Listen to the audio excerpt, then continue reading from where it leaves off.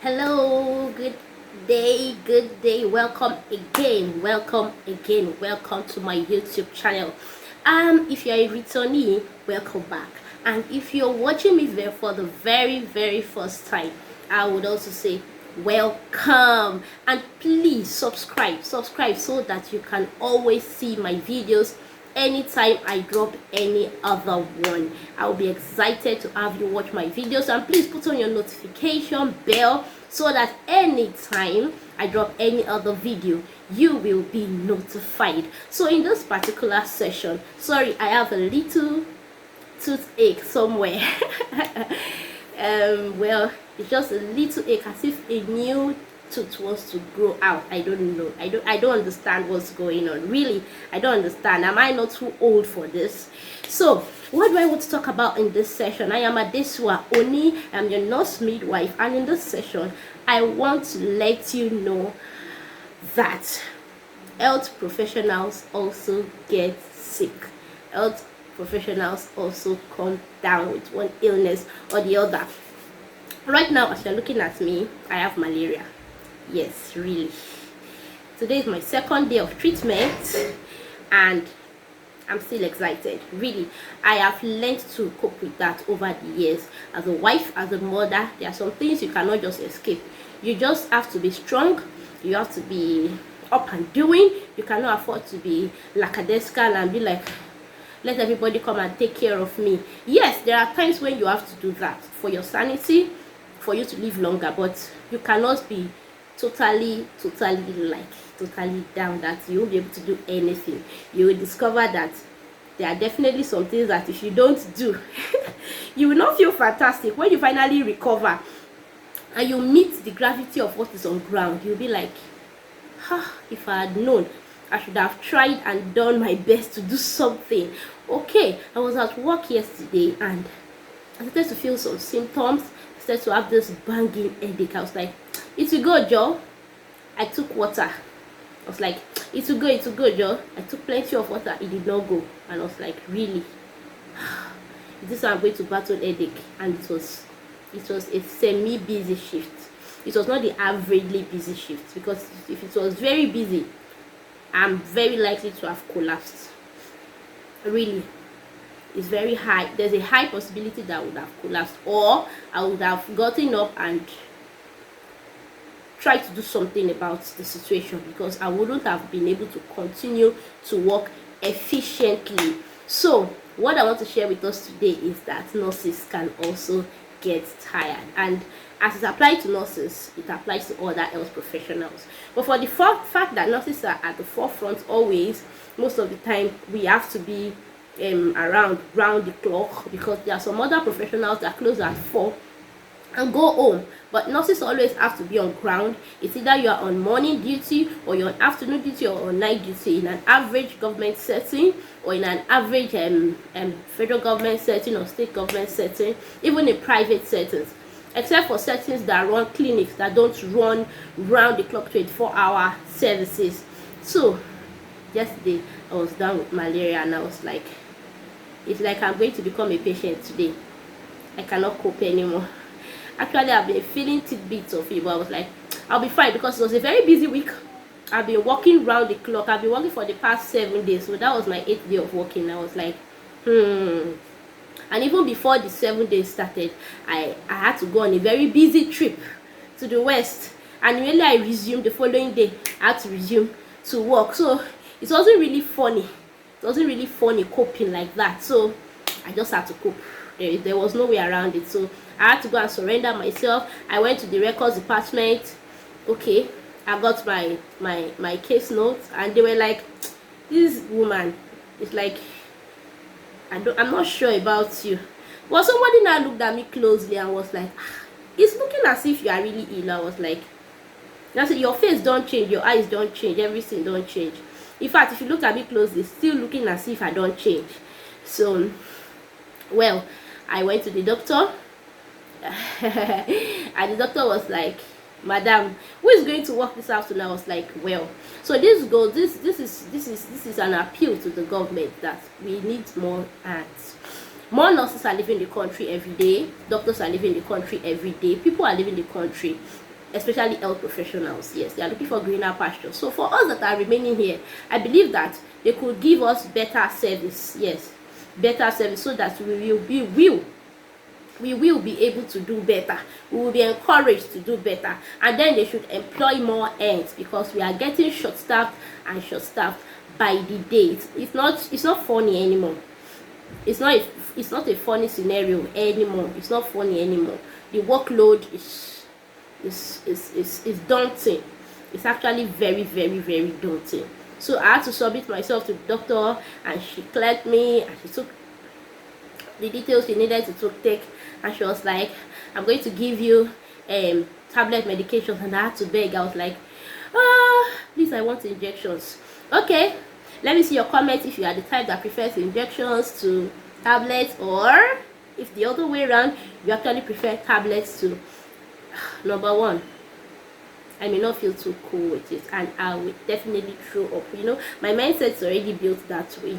My system, right from childhood, if I went from when I was in nursing school, and I knew how to give injections. Anytime I was sick, I go to the hospital, I do what I need to do, and I inject myself. I don't start looking for someone anywhere to start injecting me, because that one to me it's like a long process. So when I got married, and I also married somebody that was in the health profession, I was like, fantastic. So we're all doing everything together. You may say, oh, self-medication is not good, this one, that one, this one, that one. Well, all the way, God has been faithful. Really, God has been really, really awesome. Seriously, I completed that shift. I had anti-malaria. I had to complete that shift. It wasn't funny at all, but I had to complete it. In fact, I was trying to lay my head down and try to rest, and before I know it, again there'll be like, nurse, and it's as I kept on checking the time. Like, the funniest thing, I was still being optimal to some extent. I was still being optimal, and the funniest part was that immediately I closed and I was heading home, a surge of energy just came, because my mind automatically shifted to the fact that I was going home, I was going to meet my kids, I needed to cook, I needed to put them to bed. If their father hadn't already put them to bed, I had to do those things. Basically, I had to pray with them. So I was like, that energy surge just had to come, that adrenaline had to actually come up. Yes. So it goes to show that we also get down, and there are some times when health professionals, we hold our urine for such a long time because we are so busy, and then for such a long time we feel ill, and sometimes we just hold it in because we know that we have to care for others. Yes, I arrived home and I had to brace up myself and not feel down. My daughter did not even notice. She was like, hey mommy, she was just being boisterous as ever, and I was trying my best to like, hey, please don't jump on me, I'm not feeling fine. She was like, how want you feel fine? I don't understand. How will mommy not feel fine? Mommy just has to feel fine. So so I just had to brace up and do what I needed to do, and be the mother I needed to. I still had to get to the kitchen and do what I needed to do, and get her fed. Luckily for me, my husband was like, I'm okay for the night, so I just got to fix myself something straightforward. And I still try to follow a video, I still try to follow a lecture that was going on, a webinar that was going on online. I still had to do a lot of things, but at the end of the day, I coped, I survived. And really, this goes to show that many of our health professionals are doing their very best to give their very best. They are doing their utmost best, and we should actually give them more respect for these things. Like I said before, some of them hold urine for long periods of time. Not them. For one, I remember when I was working with the state government, it was not funny because of the workload that I had in front of me. For like 1, 2, 3 hours, I'll be busy holding urine, and I will forget that I wanted to urinate. I'll forget because the workload was just too much. Before you even branch and go to the toilet, somebody is calling you, auntie nurse. Before you even somebody will say, nurse, please, you go back again. And before you even get to where you are going, most of the time we bring food to work and we take the food back home. In the certain way I work now, I have to be intentional about eating, and that's because I like to eat. If I didn't like to eat, there will be times when I'll bring food and I will take the food right back home, because if there's no intentionality about it, I would end up not eating that food, because you're busy back to back to back doing a lot of things. What about the things we need to do online?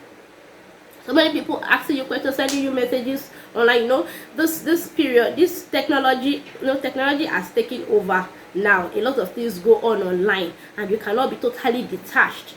You know, well, we thank God for settings that allow you to use your phone. There are some settings that don't even allow you to use your phone, so you have to put your phone aside for like 8 hours, for like 12 hours before you can now go back and be like, okay, now back to the real world. Really, and there are sometimes when you have come from home with a lot of mental and psychological baggages, and even physical baggages, and when you get to work, because you have to give optimal service, because you have to be top notch, you have to drop those things at the gate, get to work, finish at work, and when you're going back, you pick up your baggages again and go back home. So if you were sad, if your husband offended you, or this one happened to you, this one happened to you, before you knew it, my sister, you have, or my brother, because we have men amongst us too, you know, you just have to package that thing. So actually, health professionals go through a lot, and this is a shout out to everybody. This is a shout out to everybody. Well done with the good work you're already doing, and with the good work you will still do. You know, this COVID-19 actually showed that there are some health professionals that you cannot do without. So it's time we give more respect to those people, and it's time we ourselves appreciate ourselves more and take our own health also seriously.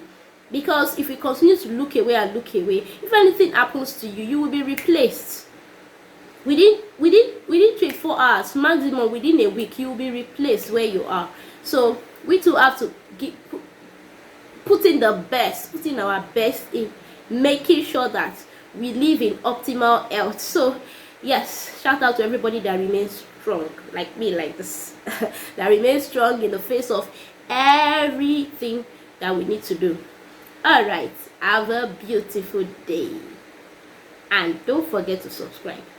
Don't forget to subscribe to my YouTube channel. Thank you, and have a beautiful day.